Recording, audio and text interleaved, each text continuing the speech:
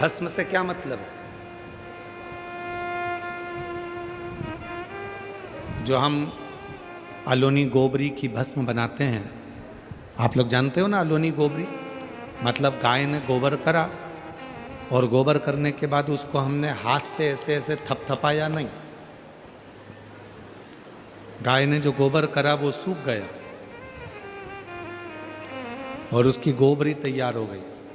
उस गोबरी को हमने सुखाया, सुखाकर उसको जलाया, जलाकर भस्म तैयार कर कर कपड़े से 4 बत्ता कपड़ा कर कर फिर उसको छाना, छान कर जो भस्म तैयार हुई वो भस्म शिव को समर्पित करी। वो भस्म कोई साधारण नहीं, उस भस्म की मूलता, उस भस्म की श्रेष्ठता, उस भस्म की जागरूकता, उस भस्म का तेज। यहां तक वर्णन किया गया कि शंकर जो भस्म धारण करते हैं, यदि हम भगवान शंकर के शिवलिंग पर उस भस्म को हम लगाकर हमारे शरीर के मस्तक पर, कंठ पर, हृदय पर, भुजा पर यदि हम उस भस्म को भी धारण कर लेते हैं अपने वक्ष स्थल पर, तो वो हमको एक बल प्रदान करती है। शिव महापुराण में 3 चीजें कवच के रूप में काम करती हैं। थोड़ा समझिएगा आप लोग। शिव महापुराण में 3 चीजें कवच के रूप में काम करती हैं। 3 चीज। पहले नंबर पर है शिव पुराण में भस्म, कवच का काम करती है। दूसरे नंबर पर है रुद्राक्ष, कवच का काम करती है।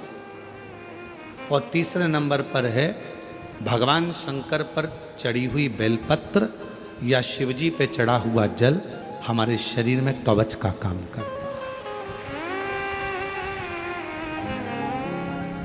ये 3 कवच का काम, ये तीनों कवच का काम करते हैं। भस्म भी कवच का काम करती है, रुद्राक्ष भी कवच का काम करता है, जल बेलपत्र भी कवच का काम करता है, तीनों कवच का काम करता है। और हमारा निवेदन है आप सभी से, जितने भी शिव भक्त इस कथा को श्रवण कर रहे हैं, उन सब से हम निवेदन करें कि घर से निकलने से पहले आपके शरीर पर इन 3 कवच में से कोई एक कवच होना चाहिए।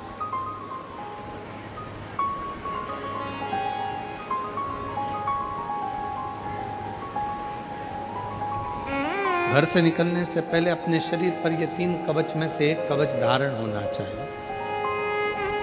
या तो हमारे गले में रुद्राक्ष हो, या हमारे तन पर कहीं पर भी भस्म लगी हो, या हम जब घर से निकलें तो एक बेलपत्र अपनी जेब में हो, या भगवान शंकर पे चढ़े हुए जल को हम पीकर आचमन कर कर या प्रोक्षण कर कर अपने घर से निकलें।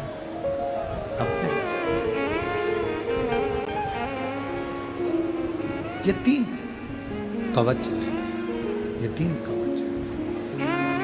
और हमारा विश्वास कहता है, आप जितने भी कथा के मंडप में बैठे हुए हो, इतना तो भरोसा है कि आप जितने भी बैठे हो, आपके पास में इन 3 कवच में से एक कवच सबके पास है और होना चाहिए। या तो हमारे गले में रुद्राक्ष हो, या हमारे तन पर कहीं पर भी भस्म लगी हो, या हम जब घर से निकलें तो एक बेलपत्र अपनी जेब में हो, या भगवान शंकर पे चढ़े हुए जल को हम पीकर आचमन कर कर या प्रोक्षण कर कर अपने घर से निकले। अपने घर से ये 3 कवच है, ये 3 कवच है।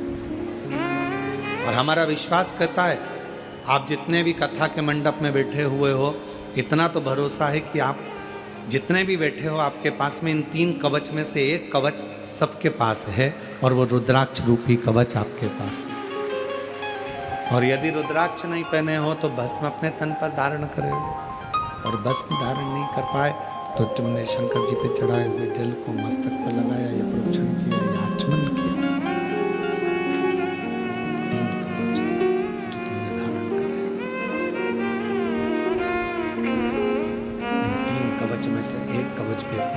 जिंदगी में अगर हम धारण करते हैं तो हमें सुख का अनुभव होता है, सुख का।